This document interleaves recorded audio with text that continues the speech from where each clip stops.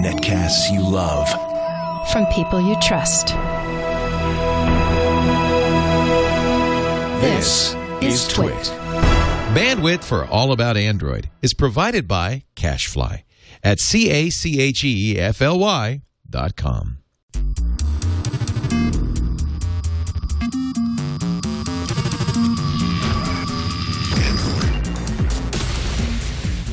Wow, welcome to All About Android, episode 79, recorded on Tuesday, October 2nd, 2012. It's your weekly source for all the latest news, hardware, and apps for the Android faithful. I'm Eileen Rivera. Chad, you did nothing wrong. That was perfect. I'm Jason Howell.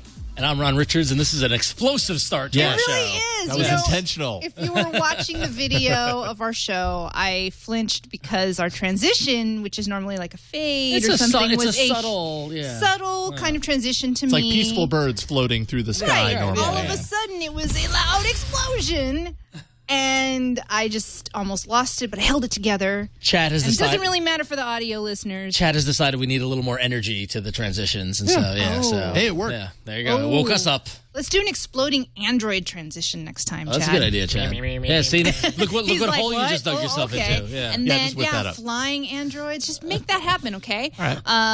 You know, like having one Zoom, like I'll have a green one, you have a red one, you have a blue one. I'm just creating scenarios of craziness. You can't be limited with your creativity. I like it. No, we're just gonna blue skying some ideas. Yeah, we'll do it. Sure. Chad's Throw like, it together. Okay. I'll just make that happen. All right. We are all back, and thank you to Aaron Newcomb, who I can't say his name. Aaron Newcomb. Aaron the Duke Newcomb. Who filled in. Actually, he wasn't supposed to fill in for me. I just couldn't make it last week, so sorry, guys. But I'm happy to be back today. Welcome back. And we have a lot to talk about. We were talking about bands. And not bands like Whitesnake, right? But bands. Our pre-show was filled with Whitesnake music. Sorry. Now you have it in your head too. That was my fault. We're going to be talking about patents. We're going to be talking about the Note DOS. I think that's a bad word in some languages. DOS? Some countries. Sorry. It's fine. With a gesture. The HTC One X Plus. Is that a bad gesture in another country? And more. I don't know. I'm an American. I have no idea. I don't know what else to say. That's it. There's nothing more to say. That's it. That's the end of the show. That's it. All right. Thanks for joining us. We'll see you next time. The shortest show ever. Woo! Actually, we should just let's just dive into our news.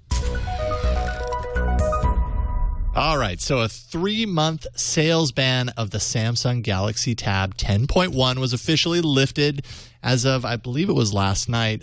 Sales of the Galaxy Tab 10.1 were originally banned leading up to last month's epic patent battle with Apple. And when the ruling came down, the tablet was not actually found to infringe on the patent that had banned it in the first place initially. Because Samsung had elevated the issue to the higher court, though, Judge Lucy Koh, who oversaw the whole hearing, could do nothing as it was then out of her jurisdiction. So as a result, even though it didn't infringe, it was banned until, of course, the higher court sent it back to her last Friday, giving her the final call, and thus the ban is now lifted. Of course, the question remains, does this really matter? I mean, can you really find the Samsung Galaxy Tab 10.1 in stores? Is it a sales force for Samsung anymore? I think they're going to recoup a very small amount as a result of this, like a couple of million maybe, which is drop in the bucket compared to the couple of billion that they're losing. The bucket. That's like a breath. It's like, okay. Well, I mean, have we really? I mean, have you heard people clamoring for the Tab? Not at this point. They've replaced it with so many other things. You know, they have the Galaxy Tab 2. They have the Note. The world has moved on. 10.1 Note. You know, and those, by the way, design-wise, look nothing like an iPad. You know, so Samsung's kind of already done the things it needs to do to try and avoid this going forward. So it kind of is inconsequential in the grand scheme of things. It just kind of shows you how out of step time-wise these things can really be. Like, this particularly will not affect Samsung hugely. Exactly. But it's probably I mean they got to win somewhere. They got a little bit of a win. This is a very small glimmer of victory. A small battle victory. They Again, need a something. breath of victory. Yeah, one of their lawyers is like, yeah, but we got that one. We stuck it to him. Exactly. All right, Joe. You get him. Yeah, let's get a cake. We won. Do you think they really had a cake? Yeah, you got to celebrate when you can. You can celebrate what you can. Probably an internal email celebrating. This did not happen. The ban has been lifted. Yeah. We must go along and continue making innovative products. No, I'm kidding. Wow, working at Samsung is really depressing, especially when they read all the emails in that voice. It's like S-Voice. Also, on the heels of that, moving on, Samsung has added to a patent suit against Apple, sort of a countersuit. You guys remember that big suit that Apple won? I don't know. Was it last month already? 2 months ago? Yeah, it was last month. Yeah. Lots of gazillions of dollars that Samsung owes. Well, there was a second lawsuit from Apple that kind of details other newer flagship phones to be infringing on different patents, like the Galaxy S3, the Nexus, phones that are out there right now that I would say you should get. And Samsung has countersued and has added the iPhone 5 to the list of devices of their countersuit. Now, there was a lot of rumors that they were going to sue Apple because of their in-house LTE patents. That is not part of this suit. No, and this is not necessarily a countersuit based on the second suit. How many times can we say suit? Second suit? Based on the Apple suit that concluded last week. This was actually a suit that Samsung brought against Apple back in, I think, April, potentially, even possibly a little bit earlier than that, which they're essentially taking some of the charges that they brought against the 4 and the 4S that relate to things like 3G and stuff like that, and applying it now to the iPhone 5, which is interesting because they did threaten, as you say, to come out with a suit related to LTE, and they're not doing that. Instead, they're just kind of broadening this into something they already have going. I don't know if that means that they've reevaluated the LTE plans, and this was kind of, bandied about a little bit beforehand when this started to kind of surface about their plans around LTE, to be like, yeah, but Apple's had the time and have a significant amount of patents that support their LTE plans potentially as well. So maybe Samsung's realized that and they're going after a different kind of approach. Right. So those that suit was just submitted to the courts early this morning. And does that make it breaking? No, it's not really breaking. It's 5 p.m. Pacific time. True. Don't dilute the breaking news, Ron. Fair enough. That's fair. When it's really breaking, we're going to use it. Yeah. Right, Chad? Only when it's breaking. Right. We could do a really slow breaking if How we about wanted. really slow breaking? Can you make that?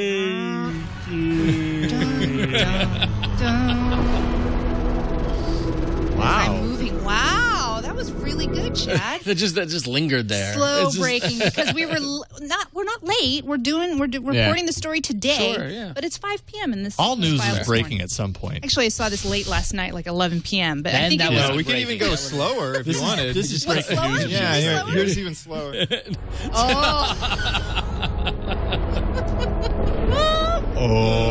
Slow-mo news. There we go. That's really slow breaking news. Thank you. Thank you very much.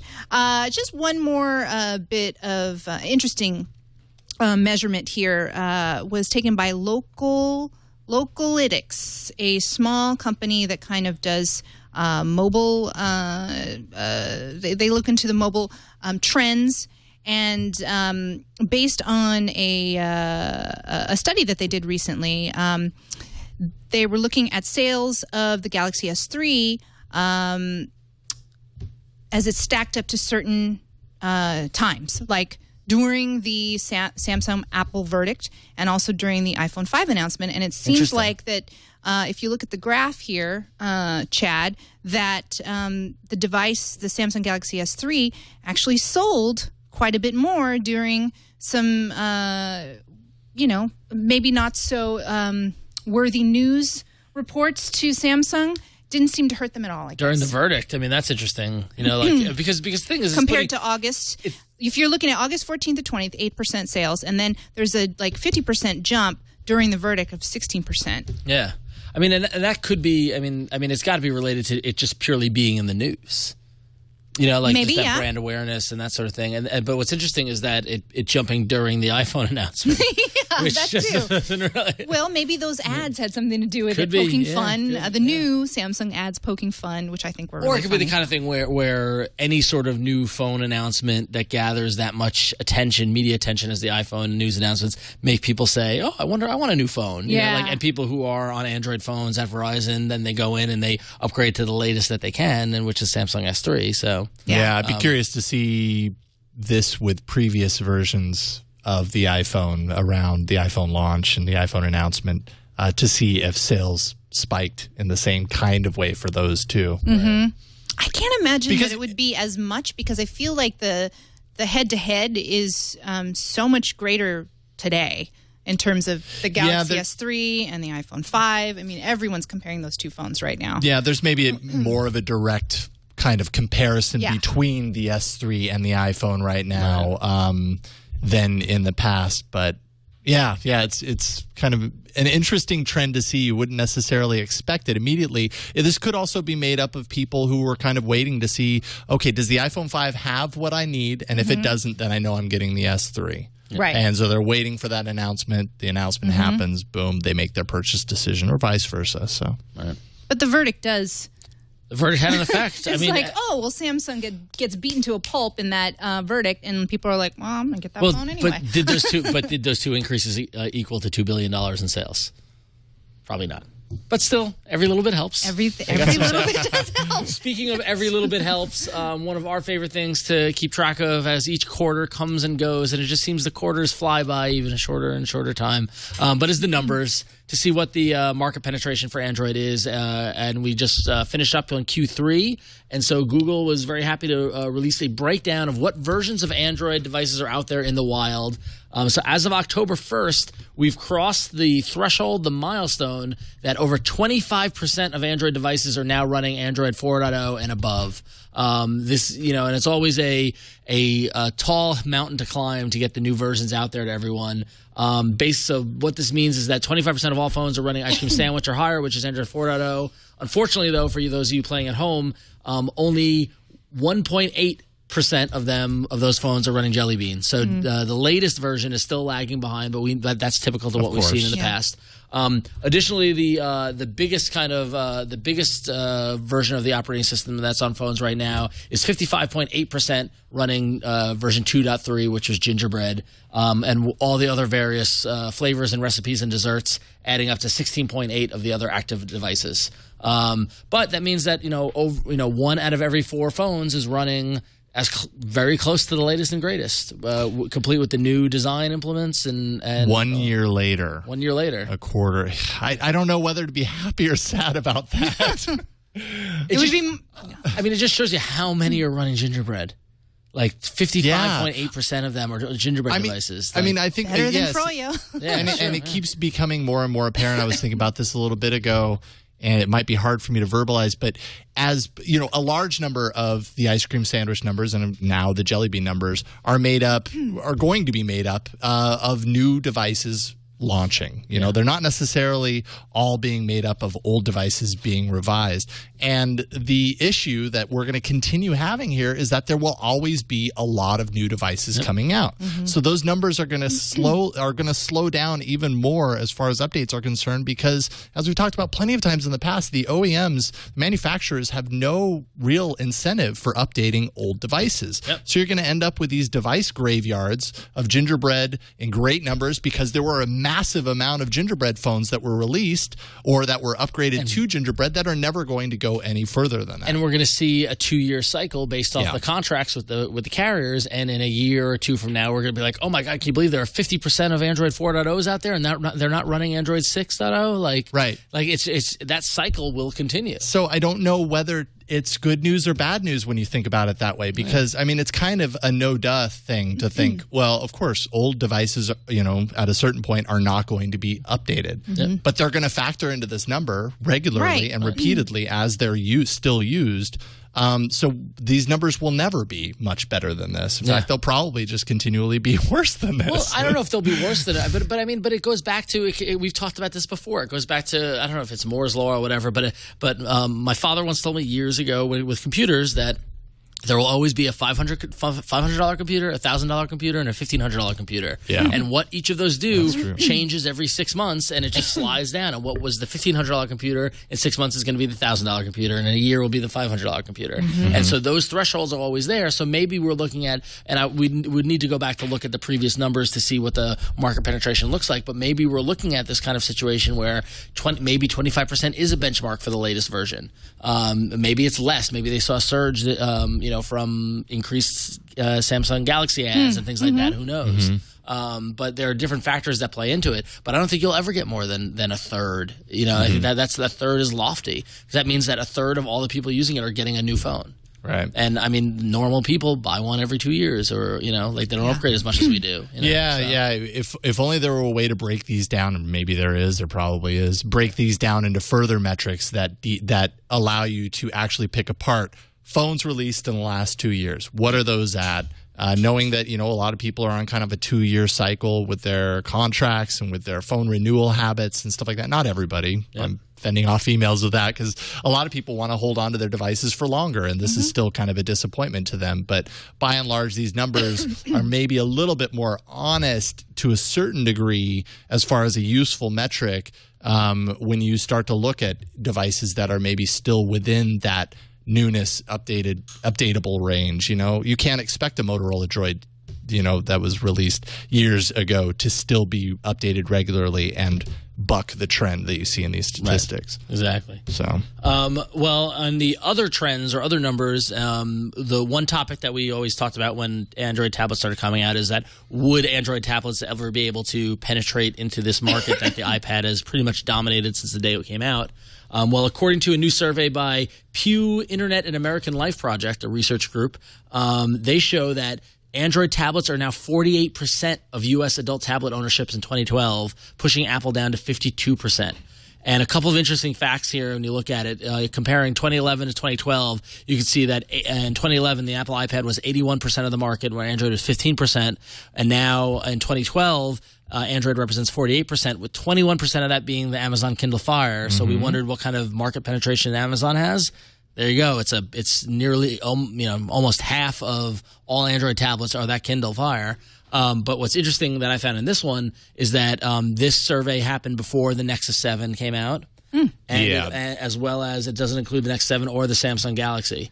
So it's kind of interesting to note that those which we believe are game changers aren't even reflected in this. So could we see a point where tablets in the U.S. Android dominates over the iPad, similar to what we've seen with Android over the iOS? I totally believe so. I do too. Yeah. I believe so. I think you're going to see the same trend. It makes perfect sense. It's taken a while, but when you really look at the amount of time that Android phones took to ramp up to the dominant position that it is now, and compare it against the tablet space, Android tablets really, as a form factor and an experience that's made around being a tablet, there were Android tablets that weren't necessarily using tablet OS, or tablet optimized OS, but they were a tablet form factor. So it's debatable whether those kind of factor in there. But the amount of time of that ramp up to what we have now, which are actual true competitors from just an experience perspective, let alone form factor, I think is probably very similar. And absolutely, I think this passes. I totally agree. Yeah, I think, and once we see, and I'm sorry, that was my mistake. There was the Nexus 7 and the Amazon Kindle Fire HD that wasn't included. The Samsung Galaxy tablets represent. The Galaxy tablets represented 8% of that market share. So what's really interesting about this, I think about this a little bit more, is how big of an influence one single powerful competitor in the Kindle Fire had in just 1 year, going from 15% total market in 2011 to 2012, 48, almost parity with the iPad, and half of that is made up of the one, pretty solid tablet offering. I mean, if you look at it, Android was 15% in 2011, and in 2012, Kindle Fire represented 21%. Right, now suddenly we have all these other ones, including a new Kindle Fire, coming out as well. Also, there will be another tablet pretty soon, I'm guessing, from the Apple world. And how is that going to affect the Kindle Fire and all the 7-inch tablets that are out there? Because there is a reason why it's dominant, And now they're probably going to get into that. So do you form really factor think that space? the 7-inch form factor will be enough? Like, is enough of an audience of people who want a 7-inch tablet? Well, apparently. No, but I don't know. I don't agree with that because the Amazon Kindle, the only choice was a 7-inch one. And now that they've got an 8.9. Now they've got an 8.9. Now there's choice. I think that they'll continue to buy. I think the same thing will happen on the iPad. People will choose to buy either a larger iPad or a smaller iPad. It's not going to be like there's millions of people. I'm not saying that either. waiting I'm for just a saying 7-inch. it's going to add to that 52%. Sure, yeah, it'll add to that It's going to 52, knock that Kindle Fire percentage down. I Is don't my know. thing. Time will tell. I think. Look at you. I showing think your true there iOS colors. is a As you wear a dominance green top. in the. There is a dominance in the tablet space. Period. Yeah, there Not is. saying But on that phones. margin I is don't getting deny slim. that at all. They do dominate. Even just looking at these numbers, there's a perception of dominance on the iPad side of things versus the Android side of things. You're looking I guess at what I'm one saying device is in 1 to 2 compared years. to hundreds of devices on Right. the other side. And that's the So- same thing that we see Exactly, on it's the the same phone thing side on the as well. phone. So I'm saying in the next 2 years, you're going to see this, maybe even sooner, but you're going to see that number turn in the same way that's happened on phones. Yeah. Like, I don't see why that wouldn't happen. It's interesting to see that it's mirroring that, and it makes perfect sense. So. Yep. Shown Okay, up. let's move on to an email. This is from Bruce, who is from Pittsburgh, Pennsylvania, who says he has a question. Verizon is someday going to push out an ICS update for my Motorola Droid Bionic. I have not been able to find out if that will wipe my apps and or data when I update. Verizon rep was not. much help Yeah, either. imagine. I am fairly new to Android, but a long-time advanced Windows user. If you have the answer, please advise. Thanks in advance. I love this and a bunch of the other Twitch shows. Thank you, Bruce. Wouldn't it suck if every time your phone update, pushed an yeah. update to you, all of your information was wiped? No, this won't happen. No, You're you'll be okay. fine. If it's coming directly from your, directly through your carrier as an over-the-air update, this isn't going to happen unless something messed up. There might it probably be won't. an app that you use that is not compatible Yeah, with that ICS, could happen. Sure. Like 1 or 2, if that at all. But other than that, and then that developer will probably fix that and have it be available for Ice Cream Sandwich soon after. I know HBO Go was something like, I remember having an issue with that. Now it works on Jelly Bean, yay! And I'm still waiting for Tumblr to work on tablet. I don't know why it works on my phone, but not on the tablet. Interesting. So there might be some anomalies like that, but other than that, I think you'll be okay. Bruce, don't Yeah. be scared. Hit that update. Yeah, your data is not going anywhere. I know, and I just did a check for Droid Bionic ICS, and it says Q4 Yeah, update. the They're poor still Bionic. waiting. Remember They're still when it was? waiting. I know. Update I was so excited when I saw that delayed. at CES last year, not this year, but last year, Yeah. and boy, that just turned out to be a pile of dookie. I don't know. Sorry, dude. But it's coming. Hopefully before it'll be a Happy New Year present. Or Merry Christmas present. Or Hanukkah or whatever you... A present. Whatever you celebrate. Ramadan. A no reason present. All right, let's jump into hardware. Or let's destroy hardware. All right. Well, one of the phones this year that I was impressed by and I recommend to a lot of people was the HTC One X, and our friends over at HTC just announced that it's going to get a little better, so much better that they added a plus to it. The HTC One X Plus it was announced, and it's basically essentially the same phone, except that it now comes with Jelly Bean, so it's shipping with Android 4.1. which Whenever it happens to ship. That is like the best news. And they've upgraded the processor to a 1.7 gigahertz quad-core NVIDIA Tegra 3 chip. They've doubled the storage to 64 gig. Bam. And now, according to HTC, the version of LTE is running is up to 67% faster than the predecessor, which is a pretty good improvement. Although we're not sure how they got to that number. On the UI side, it is running HTC Sense, but HTC Sense version 4 Plus. Which is They really like their pluses. Yeah, they really do like their pluses. They polished up HTC Sense for this, and it actually they're going to find a new self-portrait mode that offers facial detection through the front-facing camera. So that little piece of functionality now works. A sightseeing mode lets you take snapshots with one click, and the Sense 4 Plus also supports a tap and go feature, which allows you to connect your phone to your Beats audio speaker when they're tapped together. So HTC continuing to improve a very good phone. So I don't think you can go wrong with this one. I thought the X was fantastic. Yeah. And then they also have a follow-up to that. Well, kind of an adjunct to that if you want something a little less powerful. What, with the HTC One VX? VX. Yes, over on AT&T, they've taken the naming convention to a new place. But they've got the HTC One VX that it looks a lot like the HTC One S that they've been seeing out there for a while. And in Europe, it's more kind of similar to the Desire X for those of you who know about that phone. But it's got a nice unibody design. It's a little more sleeker. You can look at the back. It's got a white kind of design. And you can't take the battery out of it, so it's got a contained battery. The display's changed, so it's moved up to a 4.5 inch from 4.3 inches in the previous one.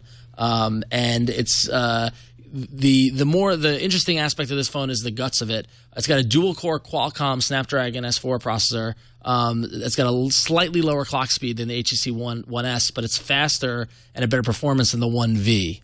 So if you're keeping track of your ones and letters. Yeah, I know. I'm already confused. Yeah, it's very confusing.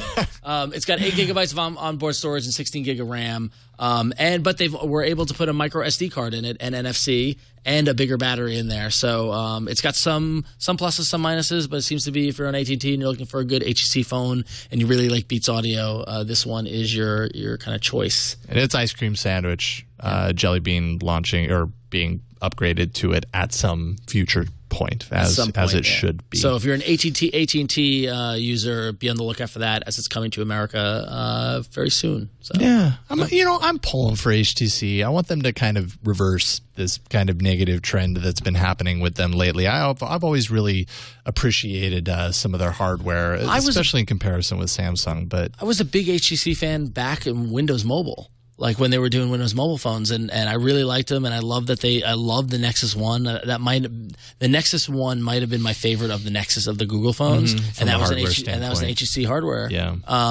But honestly, I just Sense and all the other stuff just turns me off. So that's why I haven't gone back. Like if they gave me a stock Android version with HTC hardware, which I could do. I mean, I could root and wipe and ROM and all that. Yeah, but if they did another Nexus, if Google follows through on the rumors / reports on the multiple Nexuses by year's end, and HTC is one of those, that would be pretty compelling to me. Tempting. Yeah, me too. I like the hardware. I do like the hardware. Yeah.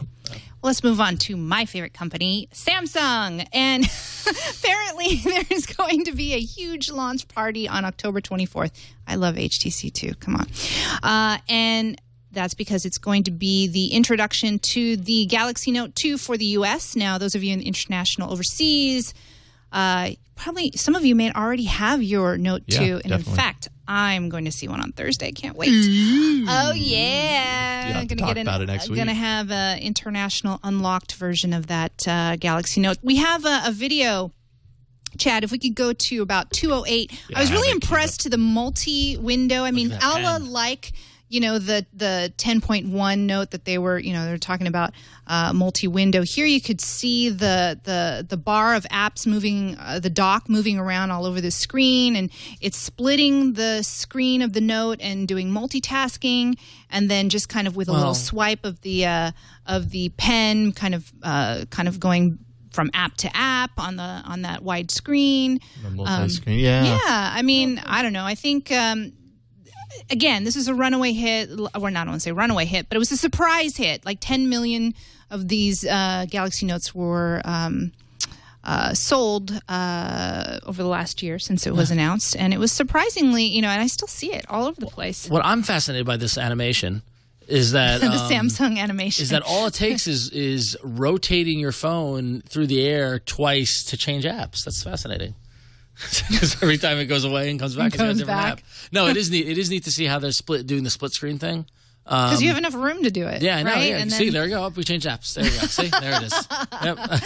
And then So later, you just have to turn into a circle. That's turn all, around in a circle to. I think we've talked about the specs a lot already, so I won't get into that. I'm sure we'll talk about the phone. Note when fans we get it are in. super stoked about They this are device. super stoked. It's going to be faster. I hope that we get one, and I would love to review it. I hope that we get one here. Yeah, and I'm curious to know what you think when you see it. We got a white. I think you need to get one and use it for like a month as you your think I primary should use phone. it? I would be fascinated to see what that adventure would be like. I think that would be worth Me it. Yeah. complaining about the big screens. Yeah. Hello. I barely talk on the phone, so There you go. that weirdness will rarely happen. Right.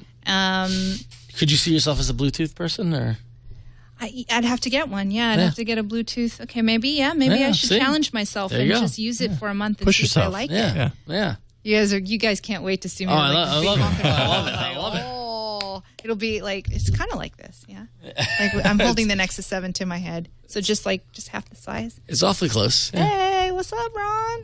Okay, yeah, see you soon. Bye. Would that be weird? It would be weird. Anyway, I'd be cool with it though. All right. Well, we'll see. All right.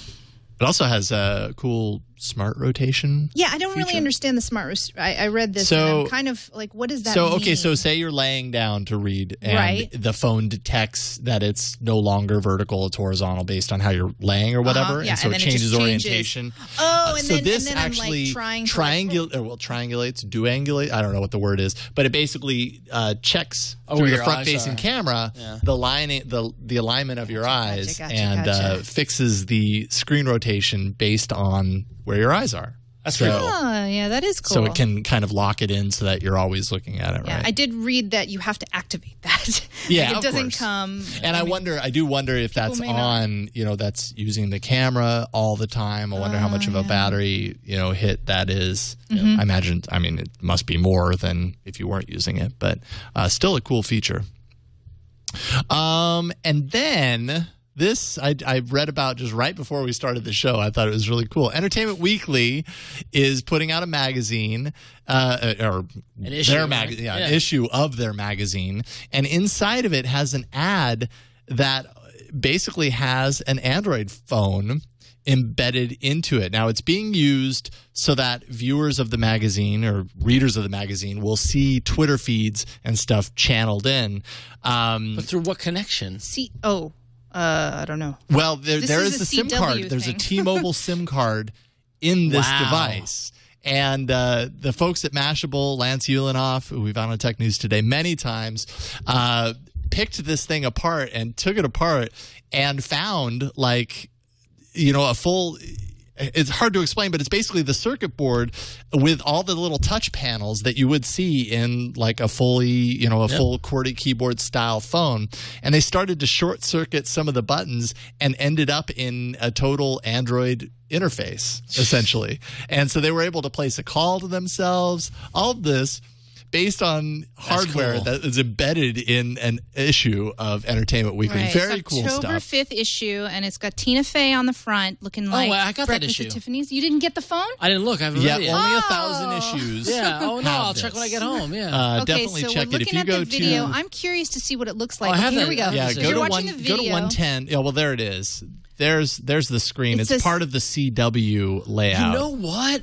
I wonder. I got to go home and check now because I remember it felt bulky or something? No, because a whole bunch of the pages were out of order later in the issue. Oh, really? Oh, I wonder. I don't know why they're flipping through the rest. Yeah. No, go back to the phone. Go to 110, Chad. Oh, no, they got. They're taking it apart. I see. They're finding the middle of the magazine, taking it apart. Well, look at the CW. Yeah, if you scan to 925, this is the device taken out of the magazine. And so it's showing the interface, that you would see, right? If you skip forward to 9 minutes 25 seconds, how long does that battery last? It's a good question. Skip forward, there we go. So now they're starting to kind of get into the UI, and in a few seconds, Lance stumbles upon he does the right thing, and let's see here. Oh, it's after this. It's going to be probably another 5 or 10 seconds. But he ends up going to a pretty familiar interface, don't you think? Jeez. So it's totally Android running underneath. Ron, you got to bring that in. I got to go home and check it. Yeah, I didn't even. Developed at Foxconn. They develop a lot of things. You've heard of them, right? Yeah. Just kind of cool stuff that this would be hiding in the pages of a magazine that you are likely to get. Honestly, it shows the versatility of Android. Sure. Is that they can use it to embed advertising. That's pretty cool. That's kind of bulky for what it. I mean, it's not bulky for what it's doing. I guess I'm surprised they but left kind the of bulky that they would do this in a magazine and have that kind of bulk in it. Yeah, I'm surprised that they left the keypad in it. I mean, it's essentially you just put a plastic thing around it. You have a phone. Yeah, I have to wonder and there's a camera on the back. It's like somebody should make that into a phone. Yeah, somebody should just use it and Why wouldn't he they makes just a call? Why wouldn't they just make a call? Do they really? Yes, they do. Why wouldn't How they did they just do strip that? it Did they down? put a SIM card in there? There's a T-Mobile the SIM card. T-Mobile SIM. You're right. Yeah, that's how it's getting all of its updates and everything. That's so it's kinda weird. crazy. I don't know how much the magazine is, but Yeah, still very cool stuff. Is it more expensive Cracks when me you up. if you have the phone? Yeah, I don't know. Yeah, I don't know. I can't believe there's only 1,000. So check when I get home. I wonder I'll call what my their sister. subscriber base is. God, I used to subscribe. Now I'm sad I'm not. Oh, I love. I'll never not subscribe. There's to a that. live USB port that'll accept a mini USB cable. That's cool. Kind of Good crazy. job, Like Lance. you wonder if maybe they just had a large inventory of something left over, Yeah. and Entertainment Weekly just bought a bunch of this and That's awesome. looped it in. It's kind of a cool It's marketing play. really, really cool. Just real quick, I did a review of this device right here. It's the Samsung Galaxy S Relay 4G. Yet another fun, long name. What'd you With a think? slide-out QWERTY keyboard. It's on T-Mobile. Actually, right now, Best Buy has this going discounted for $99.99 if you're into the slide-out QWERTY keyboard and T-Mobile. It's pretty good. I think if you want the slide-out QWERTY keyboard, this is probably one of the better ones on T-Mobile, though the slide-out keyboard isn't necessarily perfect. They're pretty flat keys, so it's pretty easy to bump other keys. But overall, the sliding mechanism is nice. If you're just looking for a regular phone, you're probably gonna just pay a little bit more and get the S3. This has the same underpinnings or the same processor as the S3, less RAM though. So it's actually a pretty powerful device. But you should check out the review on Before You Buy, or you can find it on YouTube at youtube.com/twit. That is it. We got an email. We do have an email. This email comes from Tom in Hastings, Michigan, and says, "Hey, AAA crew, I've been loving the 25-cent sale in the Google Play Store, and I downloaded Rayman Jungle Run, which I wouldn't have purchased otherwise. I'm sure you've already heard about it, but if not, it's crazy addicting. Take a look. Love the show. Your show is the one podcast I make sure to listen to every week. Thanks." Yeah. Thank you, Tom. I wanted to install it. I think it's It's back up to $2.99 now. I love Rayman. So, but I mean, everybody was abuzz about this game over the weekend. Well, I saw yeah, so many posts this about game this is great, and to kind of explain the price tag, Google Play Store reached 25 billion downloads, and so to celebrate that, there was a ton of discounting down to 25 cents. In fact, I was able to get Runtastic Pro for 25 cents. A lot of you listeners out there alerted me to the fact over Twitter, and I picked it up for 25 cents as well because it was one of the apps that was part of the celebration. Yes, so that it was was. Google kind of celebrating them, patting themselves on the back to 25 billion app Yeah. installs, I which used- is kind of crazy. I used up my my credit. Yeah, me too. I bought Nova Launcher. Finally, I bought a lot. Tasks. Yep. Yeah, tasks. Yep. Yay! I love Yeah. tasks. I use that I every haven't day. used it yet, but I just bought a bunch of stuff that I knew that was normally $2 or $3. Oh, yeah, there was a lot of really good stuff on there. Okay, and there was some games I thought, I want to pull the trigger, but then I knew I'd never play. But I missed out on Rayman. Well, I don't know what day that was. I was really I'm good wondering about because checking. I never saw it and I checked every day. But we'll get to an email in a little bit. I didn't see that one either, and that's because my device didn't support it. When I went online, then I saw it. Yeah, that could be But why. it's hidden from you on your device if, if it doesn't support it. Yeah. So that But could could be you why. have bought it online and just put it on a Well, no, because you older you- review unit, like an older? Yes, that's how I did Yeah, it that's on how you the did it. next email that we'll Okay. get to in a little bit. All right. Cool. So let's move on to apps.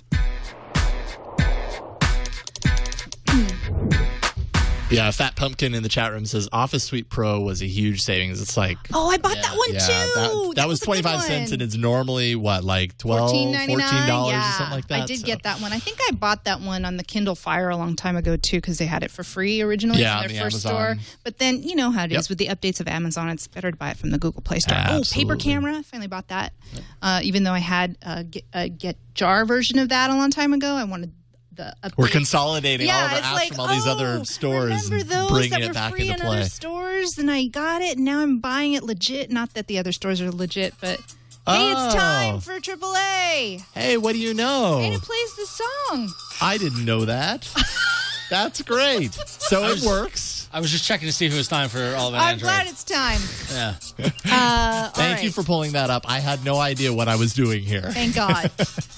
All right. So Google released a little app last week called Field Trip. And, what's this all about? I was hearing a little bit about this, but I didn't get to play with it. Well, what's interesting is that, I commute every day into San Francisco, and I also went to Los Angeles last week. So I went ahead and downloaded it. I thought, okay, well, what is this? So essentially what it does is it pings you and shows you unique things based on your location, and essentially it's free. So once you download and you get a notification, it'll look something like this on your phone. This is optimized for phones, not tablets, by the way. So Chad, if you look at my screen, this is what a notification will look like. And you can opt to have, and I'll show you in a minute, medium-sized notifications. You can go all out and have tons of notifications. So here I'm very close to Della Fattoria, which is a great cafe nearby. And so one of the content aggregators is Zagat. Right, and because so Google bought Zagat. Yeah, that's true. Finally, we see why they bought it. Yeah, we see them using it. Here, you'll see this kind of pop up on your notification, and then I can just say, yay, keep giving me notifications like this. I could just kind of scroll to get more information. I could share, or I could thumbs down. What does that binocular thing do? Okay. So that binocular thing here is showing me the mode and the amount of notifications do I want. Gotcha. I put it in the middle. So this is occasional notifications, which it is pretty occasional. And then Explore will be like notification after notification after notification based on how many aggregators have put information on Field Trip, right? And then you can also have it disabled. And then I think this goes to the map. Yeah, that goes to the. I tap the right-hand corner of the notification, and there you go to the map, and you can see exactly where it's located. Do you see where you are? Let's see if I tap. Oh, maybe not. Oh, it goes into navigation, so I can just turn on navigation at that point. I haven't used it too extensively. Essentially, what I've done is just used it to see what would pop up on my notifications. So when you launch Field Trip, you decide how often you want these notifications. And then when you launch it, you'll see what's nearby. And so I have a list here of what's nearby. Movie location is nearby. Peggy Sue Got Married. Ooh, I love that didn't movie. know that. So Yeah. there's Really? some trivia. Petaluma is filled with movies. Peggy Sue Got Married. No way, really? That Ron Howard film. See, this is good information to know. I like to know American this kind Graffiti. of thing. Oh, like, really? I like to know this. Flubber was filmed. American Graffiti was shot here? I'm gonna hit- I thought it was in Okay. Modesto. It was part of it was. It was inspired by Modesto. Oh, that's interesting. It was shot Okay, here. so as I scroll, there's American Graffiti. There's some movie location at 599 feet from where I am right now. So basically wherever you are, when you're somewhere near an interesting thing, it will come up with a notification say, hey, you're nearby this interesting thing, so you Exactly. can discover new things about where you are. Exactly. Okay. And it's really handy if you're traveling, if you don't know where you are. So I was here in the nearby section, and then I swiped to the right to see the map, and you can see there's lots of locations here that have colored tabs. And that depends on if it's a restaurant or a movie location or like an architecture or something like that. And then if I go to the right, you'll see everything that recently popped up for me. So there's Della Fattoria. That was very recently when I was in San Francisco, Embarcadero buildings. I did look at most of this stuff too. If I scroll, let's see, in Los Angeles, and when I was there, Face Off? Speed, because I was by the LAX airport, and that's where Speed took place. Oh, wow. Movie location. So I just think it was interesting to have turned on. I will say I was a little annoyed because I do use my phone to listen to music with my headphones, or I attach it to my car, and it was popping up and stopping my joyride. My joyride frequently, and that was a little annoying, especially when I was like at part of a song.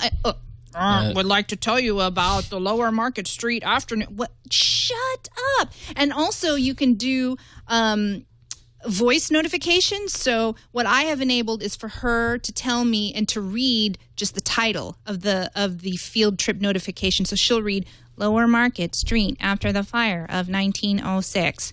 But she can also, if you want it, have her read the entire thing, which I've turned that off. Well, I could imagine that if you're driving cross country and you're not listening to music and and you've turned the level of notification on Field Trip to be super high, that's the kind of thing that you'd want. You'd want to say you're exploring, you're discovering. Yeah, you can turn off the speak to. I just didn't. If you're joyriding, you turn off the speak to, and then just nobody joyrides. Yeah, what? Ron. Nobody does. Really? Am I the only one that joyrides? Okay. You know what they need to do with this app? What? They need to allow the community to create tours because it really reminds me of like a tour app. That was right? That was what Gowalla did before they got acquired. It was like Gowalla was basically Foursquare, but then they added in tours or lists and things like that you go to some place and you do like a walking coffee lovers tour and you walk through a city. So really quickly, you could see the selection of content aggregators based on interest. What they do is they basically click everything as a yes. I want like Blueprint Chicago. I'm in architecture now. Architizer, San Francisco Architectural Heritage. They just automatically check everything, and you have to go in there and uncheck if you don't want information on there. Sunset Magazine. I mean, everything they give you from the start. And so these are all the offers and deals. Google, I guess I haven't seen any offers yet as I've walked by places in San Francisco. I would like an offer to pop up. That would be very cool, but apparently maybe that might happen at some point. Who knows?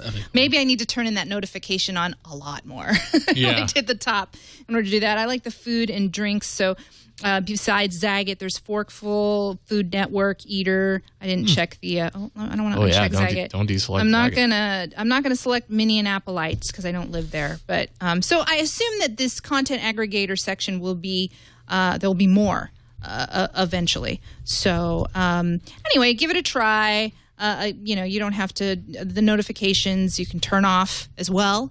Maybe you want to just, pop up the app whenever you want if you're standing somewhere, and it probably would have saved all of these pieces of information or these, cool pieces of information while you've been walking around or joyriding.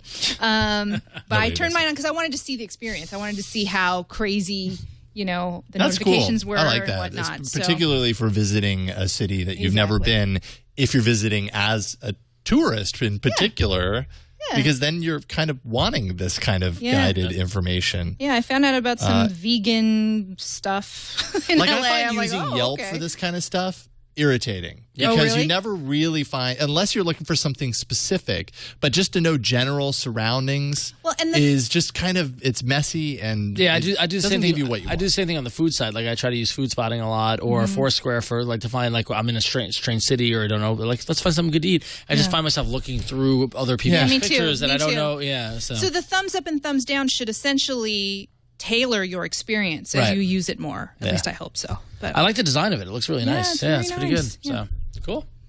Well, another hotly anticipated release finally came out, and that we saw the latest entry from Rovio, the game developers behind Angry Birds, which was a bit of a hit. I mean, it was kind of a quiet release. Not a lot of people noticed Angry Birds, but that really flew under the radar. But Bad Piggies now is the latest from Rovio, and a lot of people are raving about it.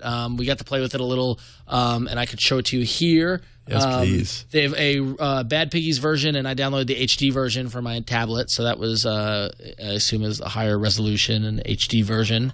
But so this game is all built around the pigs that the birds were messing with in Angry Birds, and continues the same kind of model as Angry Birds.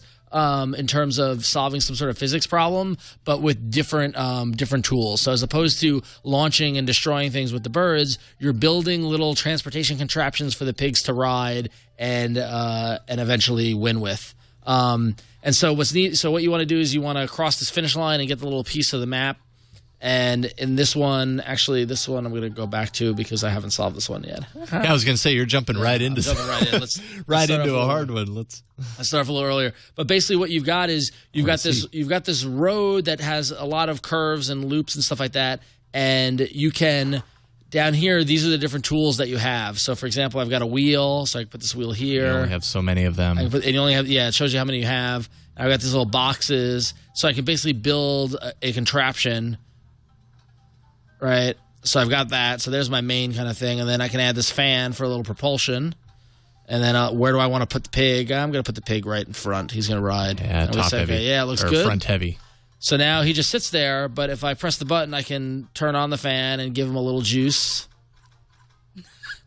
Come on, Get him moving, Come on, get him dude. moving, get him moving. There he goes, Get some momentum. Oh, dude. And there we go. And so, as you saw, I kind of got that star. I got to the finish line. better. Yeah, I did better this time around. Now, starting off, it was pretty fun. It was pretty neat. But there was one level that just blew my mind that was awesome. And I want to show you that. And I believe it's this one. Oh, my gosh. Right? What's happening? Right. It looks crazy. And then, I gave it away. And then I had 4 different types of wheels in a box. And I was like, what do I do with this? And then I kind of realized, I'm like, wait a minute. I don't need to think linearly. I can think more kind of, creatively. And if I do this, all right, watch what happens here. Oh, yeah. Oh.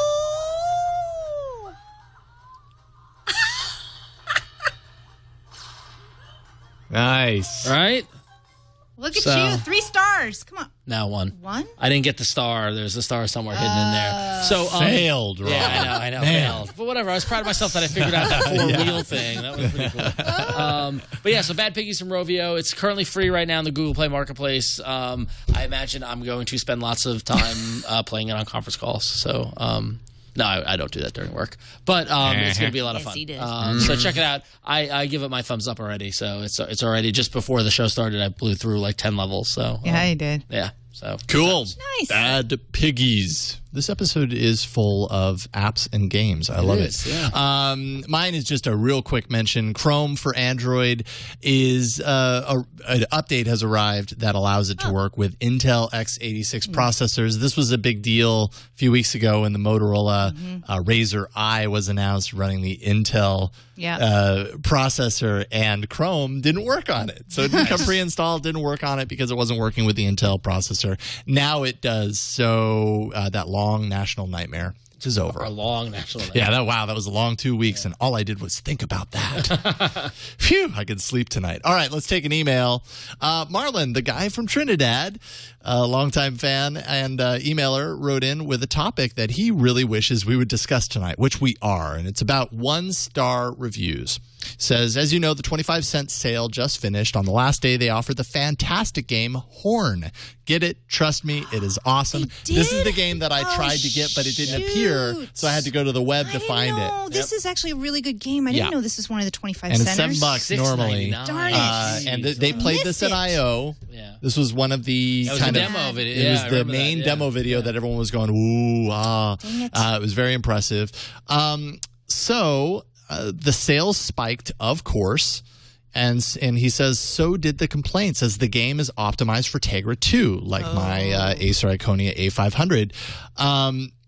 And Tegra 3 devices. It's not playing nice with others. Some of these, I believe, are people running ROMs or bugs that will get fixed. To be fair, the game had about a 3.7 review because of some of these bugs and the, in my mind, unobtrusive in-app purchases, which you don't need to do. So my question, is the 1-star review fair to developers who have a great game but are trying to support as many devices as possible, or is it okay to voice your opinion with this tactic? I would love to hear your view, and I would advise you to pick up the game, which I did. I haven't played it yet because, well, I haven't played it yet. I just haven't had time. But I will. I can't wait to. It looks really cool. What do you think?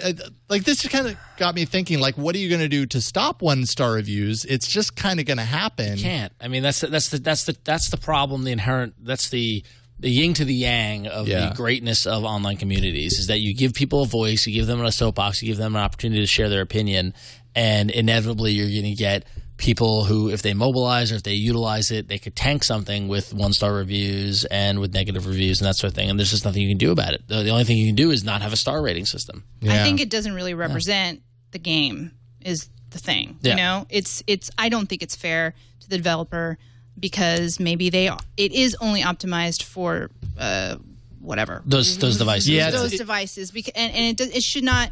I mean, it's about the game, not about the device. Right. So I personally don't think it's fair, but I can understand why people are frustrated. But it does suck that it is. You can say what you want on these reviews, Right. Like I mean, the best thing is that if you disagree with it, go write a review and leave a rating because that will help the case. Oh yeah, these 1,216 one-star reviews for heavily it's one-star. Right. Cap'n in the chat room brings up a really good point. Developers can now exclude devices and should do so. They should, yeah. So They maybe should. they're not doing that properly with Horn. If there are certain devices that are extremely problematic, and I would imagine by the amount of one-star reviews that would be the case here. Another thing that I think needs to be at least considered going forward with this store is some way to incentivize people to revisit their rating. Yep. It's really hard when you I don't even know what apps I've rated, to be honest, and I've installed a lot of them and I've rated a lot of them, but I don't rate all of them, and it's impossible for me to remember when an app gets updated and it's suddenly running great or whatever the case may be, to go back and find out if I gave it a bad rating and change that rating. I don't know how you do this without being obtrusive or in your face, because people wouldn't like that either. But I mean, that's the other side of this, is people give a rating within the first 2 minutes of installing an app. They're very quick to do it, and a lot of times that's going to be a bad review because they opened it up, didn't like it immediately, gave it a one-star review, and never think about it again. There's no reason for them to go back and reconsider. I mean, I don't know how the ratings influence your purchasing decisions, but for me, it's maybe the fourth or fifth thing I'll look at. Generally, what I look at is I look at the look of the art on the page to see if whether they're legit or amateur. I look at the screenshots for the same thing. I look to see how many downloads it's gotten. Yeah. Because if something's got critical mass or a lot of traction, then it's probably doing pretty good. And then I look at the reviews and the ratings, and I don't really take. It's like with Amazon. I mean, there are people out there who have tanked books on Amazon because they didn't like the author for some reason, something like that, and they mobilized and they all gave it a one-star review and that sort of thing. And it's I don't know. It's just for me, it's a little bit of color, but it doesn't drive my decision. But that's just me. I mean, maybe some people only download five-star apps. I don't know. So yeah. It's an interesting question. I mean, there isn't a whole lot you can do to stop people from voting the way they feel because, well, you're asking them to vote and you're giving them the mechanics to do so. I mean, the only thing you can do is you are empowered to leave your own rating and leave your own review and counterbalance it if you feel so strongly on the other side. I know there are way more. I mean, look at that app. I mean, that app has over 2,400 ratings and how many downloads? What was the total download count on that? Download overview. Looks between 50 and 100,000. But it was just released. So let's go on the low end of 50,000 people who downloaded. 2,400 left reviews, and of those 2,400, 1,200 left one-star reviews. That's we're talking Nielsen here. That's not and all those people who downloaded didn't write a review. You don't think it's fair? Write a review. You let your voice be heard. So yeah. I never write reviews personally, but no, I don't write reviews either. See, I read the reviews. I don't. Oh no, I read the reviews. I don't write them. Oh, you don't write them. Yeah, I don't write them. I write them if something really impresses me. Then I'll feel like, okay, I'm going to write a little bit of something on here. You can but just star and not write, right? Yeah, I do that. I star a lot, but I don't. You don't star either. I'll star. I'll star you if I like you. Yeah. All right. All right. Let's bring forth more apps in the arena. 2 enter. 1 lives. Android Arena. Every week I'm surprised by the results. Yeah, well, every this week. one. Are you? Every week. What happened last week? I didn't watch the arena last section. Week you weren't here, and admittedly I threw up an app that I love, that I use, but is very, very simple and is I said there was no way I was going to win this one, and then Aaron had a great game. And then Jason came with it wasn't a bad app. I mean, it was a cool app. I mean, I liked it. It was good. Tight. And it was not only was it tight, but Jason ended up the winner. Well, and what surprised me about that is I was so not winning at all when we finished the segment. It was very quick. I didn't want to say that. You and Aaron were kind of racing to the top. And then when I opened this, I think a couple of days ago, I opened it just to check in on it. I was like, whoa, what happened? Like, maybe I don't know what happened. Yeah. But so Cool Tool eked out a very narrow victory. By like 5 votes. Yeah. Well, yeah. So yeah, that's pretty much. Aaron's. What was No. Cool Tool was mine. Oh, you 36%. won. Okay, sorry. Look who Ron's, you're rooting for. Yours got... You did a little dance. I root for us. Good to know. Except when I'm here. Ron's app got second with 35% of the votes for LED Scroller Ultimate, and Aaron Duke Nukem got third with 29% of Bit Trip Beat. It's a cool game. Yeah. But it's just, I just find it interesting to see that how we kind of gauge. What I do is I gauge the success of it by the chat room here in the live audience, and then we come back every week. But the downloading audience who come back like later in the week, they clearly have a different agenda than you guys in the chat room. So there you go. Yeah. Or in Tech Case, I was winning this morning, and so you were. Jason had a which begs the question: Tech Case, how often are you looking at this poll? Like you've got to have something else to do. But. No, he's hooking us up. He's got a little window. He's got a regular updating tally. But he's charged. Love it. But yeah, no, it's just fascinating. So yeah, it is interesting to see how these play out. But it was a very close. All things considered, it was a very close arena, and I love it when it's close like that because that means all apps were great. So Tech Case One knows I'm a big fan of his, so I'm just busting chops. Thank you for being so dedicated. Technicated is what I almost accidentally said, but maybe I should have been intentional with that. All right, so Ron, that means you wouldn't go first if Aaron was here. Aaron would go first, but since he's not here. It's up to you first. Okay, I'll lead off. Although I figured I would go first. I was going to say, I figured Eileen would go first. Because I haven't been here. Yeah. Oh, well, yeah. You want to go first? I'm not ready. All right, it sounds like you're rooting to go first. We'll let you get into the mode. All right. So it's no surprise that amongst my many little quirks and interests, I enjoy food. Food and drink are both some of my favorite things, and I've previously talked about Food Spotting, the cocktail app that I showed a while back. Oh yeah, I stumbled and I stumbled upon a new app that I'm feeling pretty good about, and it's called Goji Food and Drink Recipes by Goji Incorporated. And basically, what this is that there are tons of recipes online that are out there. Those look delicious. Don't they? For both food recipes and drink recipes, and I'm constantly searching for I want to cook something, I want to make something, I don't know what to make, and that sort of thing. And this app made me laugh because literally something the other day when I was trying to make dinner, I got home. For those who don't know, I've been working my butt off. I've been working on a project that just recently wrapped and haven't had a lot of time to go shopping, haven't had a lot of time to get a lot of food in the house. And I was like, I'm really hungry. I know I've got bacon in the fridge. What can I make? Wait, I got bacon and I got chicken and I got pasta. What can I make? And so I'm looking for different recipes, stuff like that. Goji would have made it so much simpler. So here, I'll show you why. So if you install the app, and I've done it here on my tablet, it works on a phone or a tablet, so there's no real difference. But once you launch the app, it basically just asks you to choose from food or drink. And so I'm going to go for food, and I need to log in. So there we go. So let's just cut away from me. It uses both Facebook and Google authentication. So if you have a Facebook, if you don't mind Facebook Connect, or if you don't mind Google accounts for your identity, but you can also register just via your email, which I did earlier today, and I logged out of the app, and so now I need to do it again. So that's my bad. Wonderful TV, isn't it? So once you log in, here we go. I'm all logged in. And what it does is it serves up something randomly, whether you chose food or drink. And in this case, it served up a chocolate mousse tart with rum caramel sauce. And if you swipe up, it tells you that it says, here's the title of the app. You can favorite it. It tells you what ingredients it involves, rum. And it also needs vanilla extract, butter, brown sugar, cashews, etc. It doesn't give you the recipe. Rather, there's a button to hit recipe, and what it will do is it will go out in this little mini browser of theirs, and it will pull up the recipe from wherever it's coming from. So Goji isn't really keeping a library of recipes. Rather, it's more of an aggregate of other sites out there. So it's doing searches online for you in a much more interesting and visually appealing way. So it's listing ingredients, is not telling you how to put it all together. No, it's just saying that this is what pointing you to the place that the recipe So came from. now, That's in cool. my particular case, you can up here on the bar where it says I crave.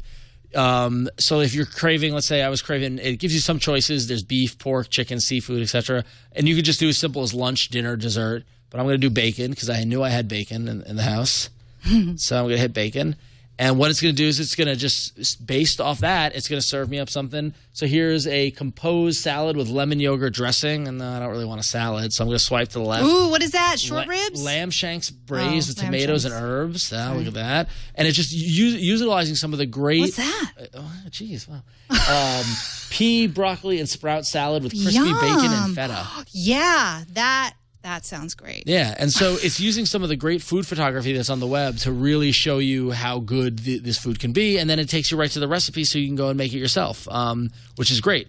Now, it basically does the same thing on the drink side. So what you do is you just go up here to the little menu bar, and here you can track all of your favorites or your have or dislikes, and you can switch over to drinks, and it does the exact same thing for cocktails and drinks. So instead of craving bacon, I can say I'm looking for a good gin drink. Here it's served up a ginger and lime Ricky, but I'm going to look for something with some gin in it. And what's neat is that once you type in gin, it will give you dry gin, Irish gin, slow gin, ginger ale, ginger beer, like any sort of type of combination that it might be. I'm just going to go for it, and it's going to search out there, and it's going to find me a salty dog, or a spiked lime, cilantro, and wasabi granita. All right? So, yeah, so it's just a fun visual way to search for food and drink based off of simple ingredients. You can also, if you wanted to, you can also simply browse as opposed to typing in something. So when you go into the I Crave menu, instead of saying, I don't know what I crave, I can just go to, listen, I'm looking for dinners, and it will just search for dinner, and it will serve up recipes that way. So here we have a Korean beef rice bowl. That looks good. Oh, I'm so hungry right now. Orange glazed lamb chops. I am apparently very hungry right now. So I want to eat all of this. Yep. So that is really cool. Yeah. So I like that a lot. Goji food and drink recipes. It's free. Really visual. Really neat. They got the design down really nice. It's a pretty Android app, and I know I'm going to use it tonight when I decide what to make for dinner. So. Awesome. And so they're aggregating on their end all of the keywords that are associated with each recipe? Yeah, so what they're doing is they're scraping based off of keywords. Okay. And then they're searching against however they're searching against the web. Right. And then when your search results come up, they say, okay, you search for bacon, but this recipe includes these other ingredients, no other instructions. You tap recipe, it takes you to a browser, and it shows you the site. That's a really cool approach. Smart. Yeah, it's smart. So, smart, for sure. Nice. I love it. Yep, so Goji. All right, cool. Eileen, you're up next. I am up next. Okay, so my app, I actually believe that we saw them as one of the new sort of startup mobile app makers at Android Open last year. Last year? Yeah, okay. and I believe I voted for this app because I thought what they wanted to do was pretty amazing. I got to help judge this sort of startup app. Oh, right. Content. Okay, I remember Do you that. remember Okay, that? yes, so I do Brady now. Forrest, who's I know actually what on the you're show talking about. next week, spoiler, Yep. he asked me to help judge, and we went around in different booths and checked out all the that's different right. app developers and what their new project or what their app was. And the app that I voted for was called Open Garden. I believe it was called that at the time. I don't think they changed their name. It is in beta now. It was called that. Was I it totally Open Garden? remember Do you now. remember Yes. now? Yeah. Yes. So Open Garden is free in the Android marketplace right now, and it requires Bluetooth and or 2 Wi-Fi direct capable devices. And essentially what I'm going to tell you is what they want you to do. Basically, Open Garden creates a mesh network, ties in all the Open Garden enabled devices together, and shares that internet access and bandwidth between all of the devices. Cool. So, and I tried it out last night, and it works. Did it work? Oh, yeah, it No, did. really? It's a little slow, but I think if you have more people on the network, it'll get faster. Basically, what Open Garden wants to do is crowdsource the platform for mobile connectivity. So you could download a desktop version for Mac and Windows right now, and then it's available on your, again, as a free app. So essentially what I do here, Chad, I'm going to launch the app. What's going on with, there we go. And then it says here, an app wants to turn on Bluetooth. Allow, yes. I guess I didn't have it allowed. So what I'm going to do is connect. And you can see here how much bytes you've transferred too. So if you're worried about your data, it'll tell you how much is transferring as you're connecting to your device. And then all you do is hit connect. And then you search another device, say your Nexus 7, that may have the app. And I go to Open Garden. Yes. Make sure Bluetooth is allowed. And you hit connect. It's more impressive too. They say, keep everything on. You want to grab from Wi-Fi. You want to grab from your mobile. You want to grab from everything. But you could see it now. If you're watching the video, you could see now it's turned on. So the Nexus 7, the Galaxy Nexus, they're all sharing. If I turn off Wi-Fi, I can still use, because I'm using the data from this phone to use the device. Wow. To use internet, which is great. So here you can see the bytes transferred from this device, which is 4.698. I didn't have that on as much to test versus my phone, which is at 15.330 megs. And then if you want, I can turn on my computer. Let's see if that pops up as well. Takes a while sometimes. So you need to have the apps on the device. Yes, you do. So like if I was at a conference and me and my team and we wanted to share the internet, we'd have to install this all on our laptops and our phones and devices, but then we could combine and create that mesh network. That's correct. So my phone at this point shows my MacBook Air is connected and the Nexus 7, the Galaxy Nexus. I'm not sure why it's not showing on my Nexus 7 because we're all on the same network right now. But it's not super duper fast, but in a pinch. Oh, also this does not require root. Hello.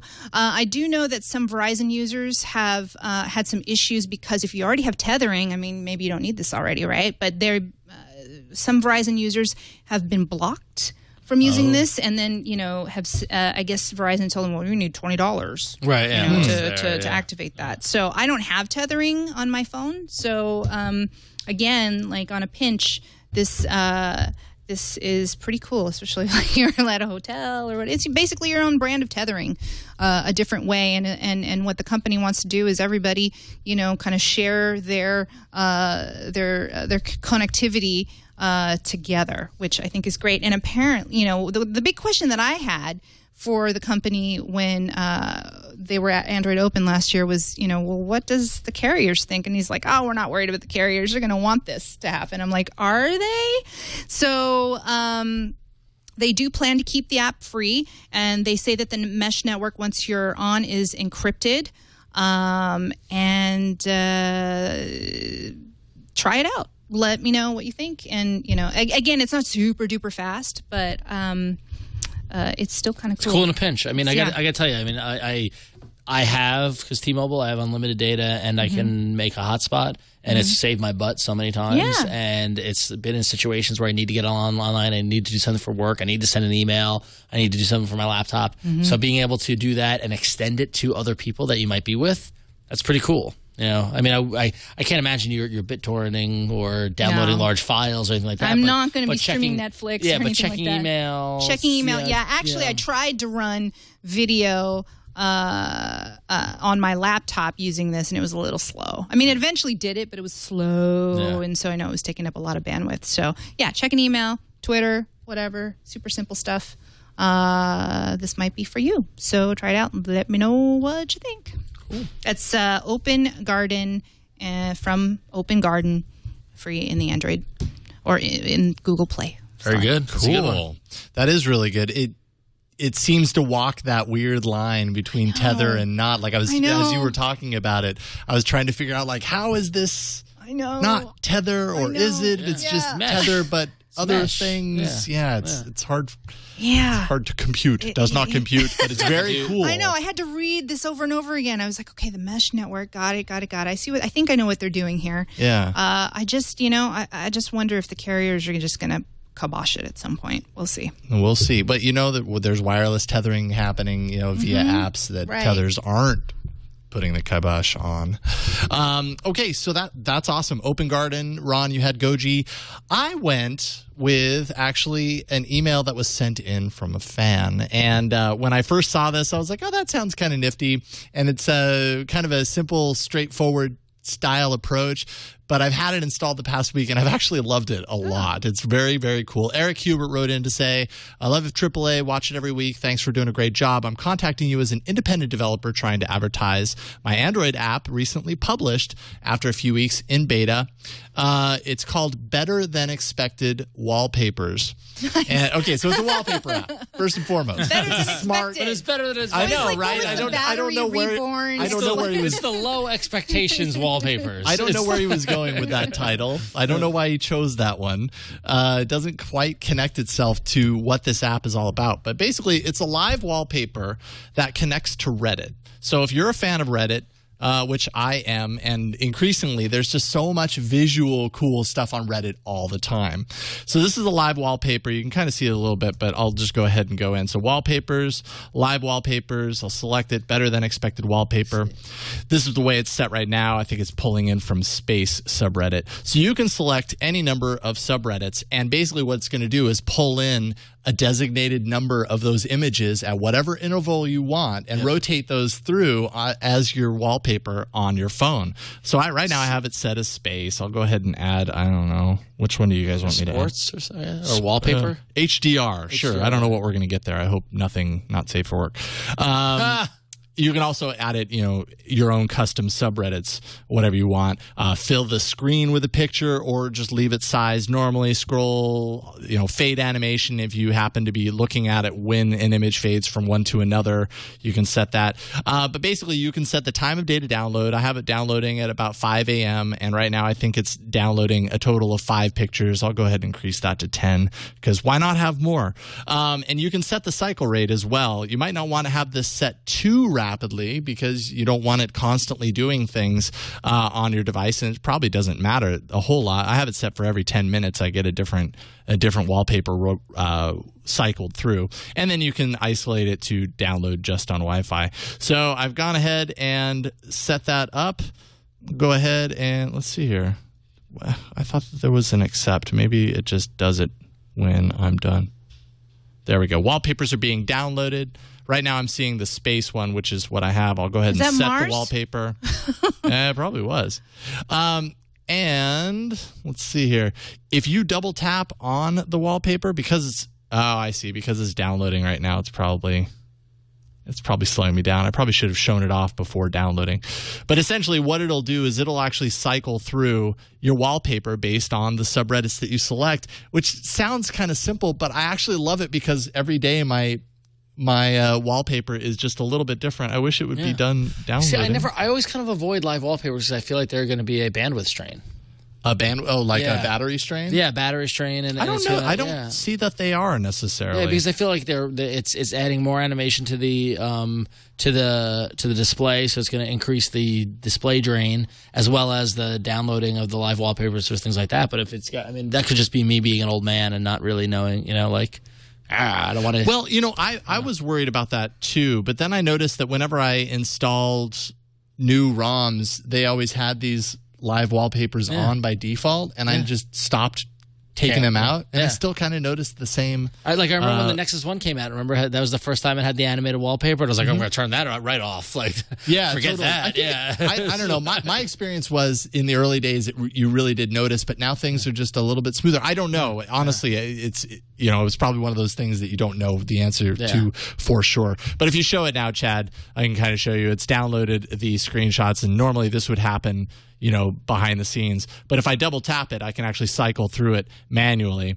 And they'll change. And I don't know, it's just kind of a cool way to keep things fresh on your desktop. I like setting it to space because I like space shots myself. But and it was developed by a fan of the show, Eric Hubert, created it. So, if you like scanning Reddit for images and you want to not have to think about the wallpapers on your phone and have them cycle for you without you having to do anything, get this. The title is called Better Than Expected Wallpapers, and I happen to think it's pretty awesome. I'm loving it. Was it better than expected?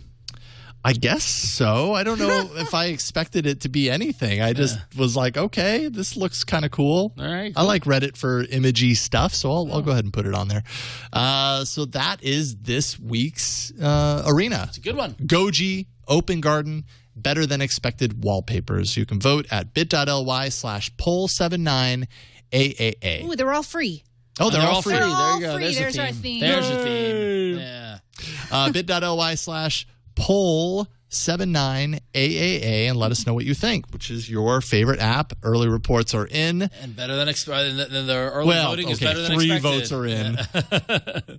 Oh, and that. it's a close race. It's going to be close early on. We'll check back in on this in a little bit. I also want to just throw out really quick, because this came out in chat and it kind of blew me away, because I've been meaning to do this for a really long time, but it looks like somebody did this. Theater Monkey in chat posted a link, and I went ahead and made a bit.ly link out of it, bit.ly/allappsAAA.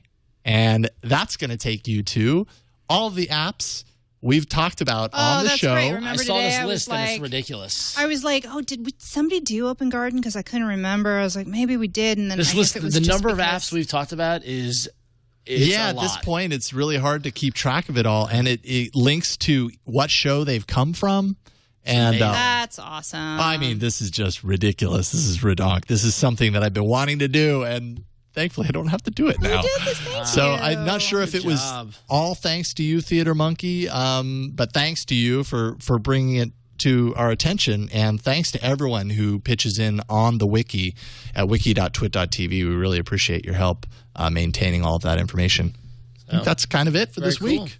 So this is just I in the think arena. it's just the arena. Okay, Yeah. not in our app section. Okay, great. Yeah, I good. think it's just the arena. Yeah, which I think makes sense. Yeah, That no, makes it should sense. only be arena. Yeah. 'Cause sometimes the app sections are like. Well, we little should news change bites that and things to like a list presented or reviewed in All About Android During the arena. During the arena. Yeah. Yeah. Just, I mean, to be clear, because we talk about a ton of apps. We just did had Piggies and Field Yeah, Trip, and exactly. that's not, certain apps we didn't want to put in the arena because we knew they'd be popular or, Theater overpopular, Monkey says whatever. 50%.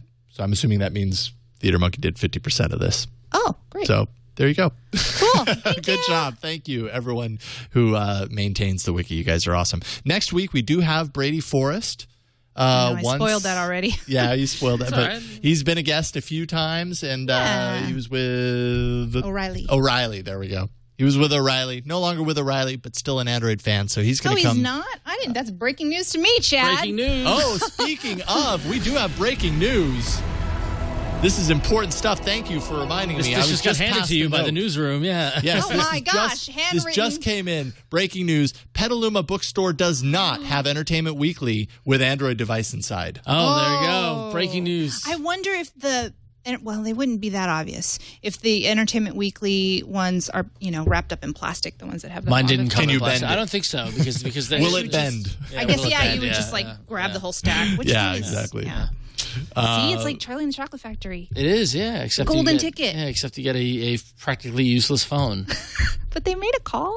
Yeah, well, after a lot. Did you see all cool. that work they It's did? just cool. It's not like you're going to make that your phone. Someone out there is like, finally, I knew if I waited from getting a cell phone, I would get one through some bizarre mean like this. No, I do wonder, like, it has the T-Mobile SIM in it, and Yeah. they used it to make call. Like, how long is that going to last? Yeah, exactly. How many calls are on there? Can you take that Battery SIM and put it into something else? Yeah, And- right. I'm sure T-Mobile would be like, They've got to have some sort of Yeah. lockdown on that. You'd be surprised, I think. That is it for this week. Why don't we start the plug-a-thon? Ron, go. Plug-a-thon. You can find me at about.me/RonXO, where you can see my dumb face with all links to my Twitter and Facebook and Google Plus and all that fun stuff. And you can check me out every day over at ifanboy.com, website all about comic books. So I don't know why I said it that way, but I did. Comic books. I'm really tired. Comic so, books. Yeah. And Eileen. oh, there's my your ugly face. face. There's your face. So big. If you're watching the video, we're looking at Ron's My headshot. about.me page. It's my headshot. Right. You can find me on about.me/Eileen Rose. See my face. And face. there I am. If you're looking at the Nice. video. That's a much better photo than mine. Yeah. Thank you, Stephanie Chu, for photoshopping a little bit there. That's an older photo, actually, too. I remember that. And also Eileen TV on Twitter. I'm going to use my time to promote something that I did last week that I'm very proud of. Oh, out I know what it is. Punk rock album. If you're a punk fan, go to my site, jasonhowell.net, an old band that I was in about 20 years ago called Freakin' Ajar. We did Recently this. reunited, didn't you? Well, yeah, we did a reunion show that had, was a record release, but everything's so now short. in digital form. That's Yeah. a really old photo. Buzz Out Loud time. I need to update that. But anyways, I have a blog post that has all of the details for the album. It's Cool. The album's called They Don't Call It Punk Anymore, and we spent a year recording it and mastering it, 20 years mixing it. No, this was this is now? this last year. Oh, yeah. wow. That's awesome. So it's a new Congratulations. release, and we're very proud of it. And you can find it if you're a member of Spotify. It's even in there. Spotify. That's great. Nice. I'm stoked it's that on it's in all these Spotify. places because Cool. it's pretty easy to get to it. So, Congratulations. check it out. Freaking a Jar. They don't call it punk anymore. You can find out all the information at my site, jasonhowell.net. And that's it. That's awesome. Thanks. That's it for this week. Thank you guys so much for tuning in. You can always leave us a voicemail, 347-SHOW-AAA. You can send us an email, attach a link to that to a video. It becomes a video mail magically. Send that to aaa@twit.tv. You can find the show on Twitter. We are at Android Show. Show notes can always be found at twit.tv/AAA, as well as past episodes can be found on our site, iTunes, YouTube, a ton of places. And finally, you can catch us live every Tuesday at 5 p.m. Pacific at live.twit.tv. That's it for this week. We'll see you next week on another episode of All About Android. I'm going to make that phone call right now. Hey, Tom, I'll have the meatballs. Meatballs. Okay, bye.